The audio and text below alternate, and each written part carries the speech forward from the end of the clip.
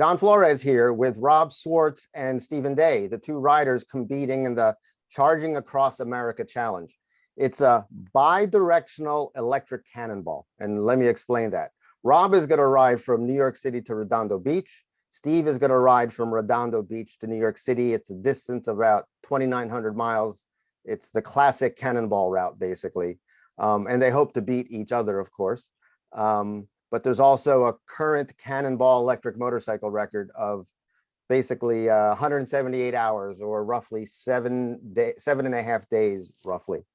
Each of you are going to leave April 18th and plan to finish on April 22nd, Earth Day. So welcome, Rob and Steve. Welcome. Thank you. What's the goal of this trip from a macro level or a micro level? We want to beat each other to all the other reasons you're doing it. All right. To start, this was just an idea. Stephen needed to bring his bike home from California, and I needed to go for a ride. So I said, hey, Steve, why don't we make some fun out of this? I've been cross country many times on my Victory, but never on an electric bike and never chasing myself to a charging station. I am completely electric illiterate when it comes to charging at charging stations and going distance. To be honest, as Steve will vouch, I haven't even gone more than 100 miles on an electric bike yet. Oh, wow. Okay, but I can tear them apart. I can rebuild them. We manufacture parts for Energica. We've been doing that for 2 years now. It's kind of funny because I'm kind of the opposite of Rob. I've been electric for 7 years, car, solar panels, motorcycles, everything. I actually haven't been a cross-country kind of guy. I've just commuted to work and back on gas bikes for 15 years and electric bikes for the last 7. And for some reason last year, I decided I would ride across the country, and I did a little not-for-profit thing with the Fisher House. It's a military not-for-profit thing. But so I rode across the country and raised a couple $1,000s for them, and then just figured on the way back I'd try and do as fast as I could, and I set the first record on the way back, and then I rode a third time in October, I think it was, on a shorter route from Florida to San Diego.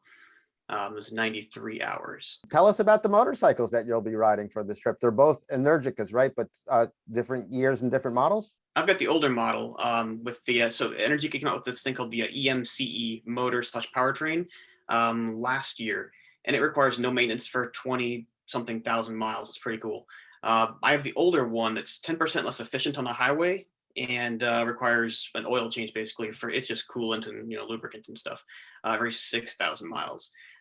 So Rob's got the advantage that he's got the newer bike with the newer powertrain. They're both the same battery pack at 21.4 kilowatt hours, right? 21.5. 21.5, okay. And they're both CCS charging at 24 best case scenario. They'll taper down depending on the heat of the day and stuff, and the number of charge cycles to about 12 kilowatts. And Rob, you were saying earlier before we hit the record button that you have a lot of experience. You're a master motorcycle tuner. You're a gearhead, Yep. but now you've made your way towards electrics. Tell us a little bit about that story. So my main business is tuning motorcycles and fixing motors. And all right, I love tuning bikes, working on them. Not so much. I just, the passion's not there. Okay. Yeah. I'd rather take somebody's bike that doesn't run well and reconfigure it and go through the ECU, tune it, and make them fall in love with it. Hence, they call me the marriage counselor of motorcycles. January of 2021, it finally became official that I became a dealer. And in that time, I had sold 2 bikes. I think I sold 4 more. And here we are today. We've sold another 6 this year. We have a whole new line of parts that are going to be announced at our trip, of the parts that we manufacture out here in New England. So what's the strategy for this trip? So we've already plotted out the main charging stops, and they're anywhere from 80 to 127, 123. Yep. There's one that is going to be at the max of our range, which is going to be the 120 something. But I find that if I crouch at 70 miles an hour, even with my older model, less range bike, I can get 120 at 70 miles an hour. If you slow it down a little bit, 60, 65, stretch it out to 130 plus. so I'm not too worried about that. The big strategy, it's about heat management for the battery pack. When you're hitting it with 20 plus kilowatts over and over again, if you're out exposing it to direct sunlight and it's 100 degrees in the desert, which I've had happen through Vegas, for instance, it just cooked the battery. I'm not in a bad way. I'm just saying, like, it's the BMS, the battery management system, will maintain a safe power in and power out to the battery. It won't let it damage itself. So if it's too hot, it'll slow down the charge rate. Correct. Okay. So it doesn't have any kind of active cooling, but it is more intelligent than like a leaf, which would just cook itself and destroy the batteries. So it's good and it's bad because longevity, good for the bike, but then you could be at a charge stop for 2 hours. Like to keep them around 45, 50 minutes. But sometimes you can use it to your advantage, like we're saying, the sleeping eating strategy. If you're tired, you can go faster than you probably should to the next charge stop, as long as you have enough juice to make it there. Maybe it heats the battery a little bit too much. You get to crash there in a chair for 2 hours, an hour and a half, get a little napping, get some REM sleep. So that's my strategy. Is when I'm feeling a little bit tired, I ride a little bit faster and then sleep longer and let it charge a little bit longer. Are you going to be stopping at the charge stations? Are they Tesla stations, level 2s, or mix, whatever? It's gonna be all level 3, no level 2s. All level 3s. Okay.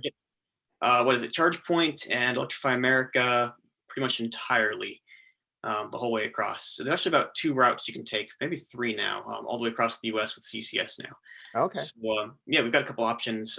There's more like 3 or 4 routes actually looking at it. I need to look at the route again, but yeah, we've got it all CCS. Should be all fast charging the whole way. There's no real charge deserts anymore, as long as you can make it a little over 100 miles now.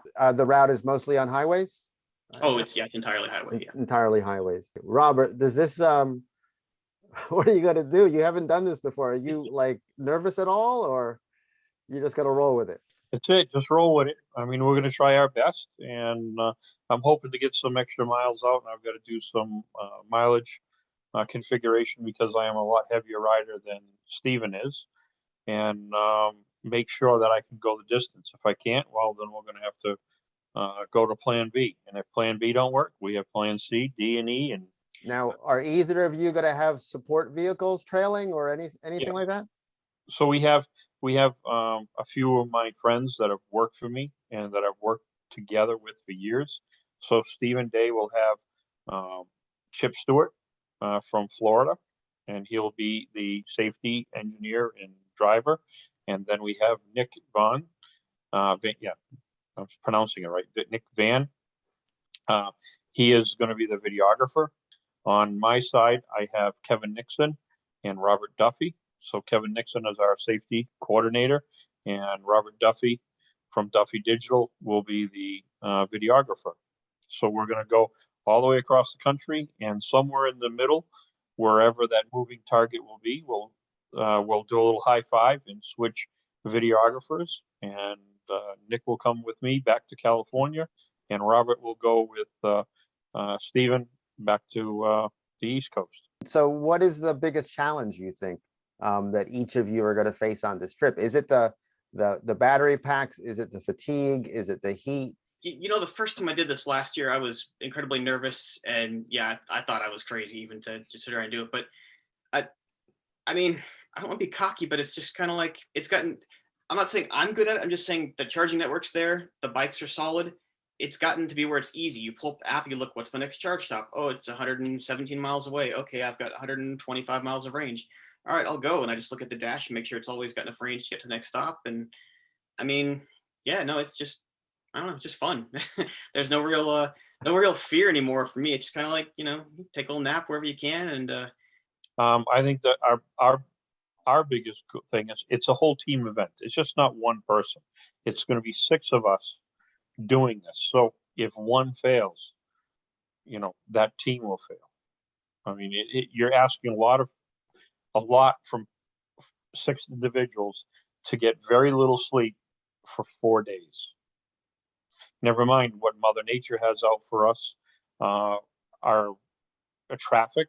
I mean, you name it. I mean, there's so much in play. I mean, what do you think is going to bring this kind of activity to the next level? So what we need to do is embrace new technology as it comes and test it and making sure that it can do what it can. I mean, like, for instance, with me, I'm really big into dynos. I've been working with DynoStar in the Netherlands, and we're developing an entire new module to go onto the dyno so I can test the battery, how well the battery works and how well the motor works, how the information is going back and forth from the two, what's going on in the controller. This is brand new. The only people that have this information is the factory. What would you like to see to make your next trip, which is probably going to be in 4 or 5 months, right? Don't Yep. tell with that. No, I'm all about the tech, of course. So I want to see higher battery density and better pack cooling, which, I mean, don't get me wrong, there's no better bike than Energica for something like this. I mean, the live wire hasn't changed in several years, and Energica has modified their bikes like yearly, I think, with new technology that have made them gone further, and batteries run cooler and more efficient, less draw. So eventually, higher density cells and cooling for the pack so that we can maintain a higher charge rate and go further between charges. But then the problem is really going to be sleep, because if I can't get an hour plus sleep, every other stop or something, if I want to, if it's gonna be a 30-minute charge every time, it's gonna become like like an ice powered cannonball. Like you need to wear a diaper and take a bunch of caffeine or something. Then you become the limiting factor at that point. Right. No, yeah, at that point it's the human. Yeah, right now we're kind of on the cusp where it's like, is it the human or is it the hardware? Like you can still kind of get enough sleep to do it, fairly safely, I think. You definitely get REM cycles, and there's sometimes we're all actually stay for like 3 hours to sleep. But yeah, I think with whatever's coming down the pipeline in future years, I mean, we're probably pretty close to it now. It's just going to be, insane. Tell everyone how to follow the ride. Yep. So the website is www.caac2022.com. Facebook, Instagram, YouTube. Any other sponsors or folks on the team you want to give a shout out to? Yeah, we want to shout out to Ideanomics. They just came on board today. Of course, Energica of USA, Vanson Leathers, Energy Tree, Voltrek as one of our gold sponsors, and they've been behind us since day one. We also have Production Plus, who does the 3M protection for the bikes. DG Graphics, who just did all the graphics for us.